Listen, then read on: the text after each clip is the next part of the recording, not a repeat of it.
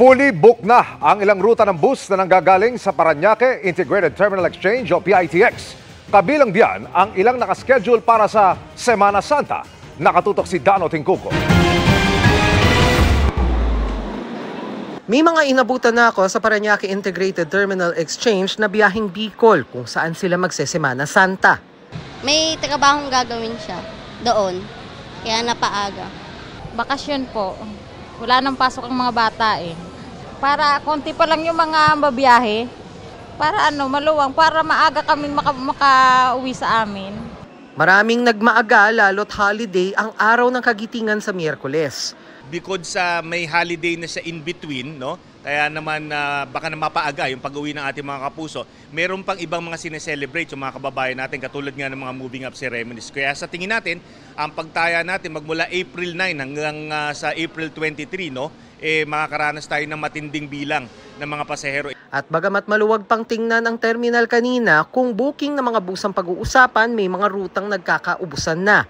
Tulad ng aircon bus papuntang Bulan, Sorsogon. Kaya nga si Edna na uuwi roon para sa graduation ng anak sa ordinary bus gugugulin ng 14 na oras niyang biyahe. Okay lang. Kasi yun na ang ticket na inisyu sa akin. Kesa wala ka talaga masakyan. Walang masakyan.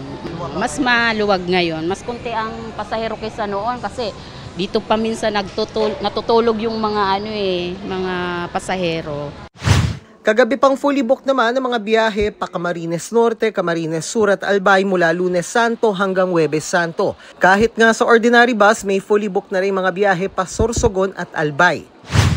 Ayon sa pamunuan ng PTEX, dagsa ng aabot sa 2.2 milyong pasahero ang pinaghahandaan nito. Mainam na rin nila na matatapyas na sa mga bibiyahe sa Semana Santa, mga umaalis na ngayon pa lang. Pero kahit magsabay-sabay pa mga pasahero, siniguro ng PTEX na sapat at tuloy-tuloy ang dating at alis ng mga bus para walang matenga. Nakikipag-coordinate tayo sa mga local government units, sa tollways, and of course sa ating mga traffic agencies. So sa ganun, at least, at the very least, tiyakin na maayos yung ingress and egress ng mga bus natin sa Metro Manila. Upang sa ganun, masundo, mahatid yung mga kababayan natin na efficient. Para sa GMA Integrated News, Dano Tingkung, Nakatutok, 24 Oras.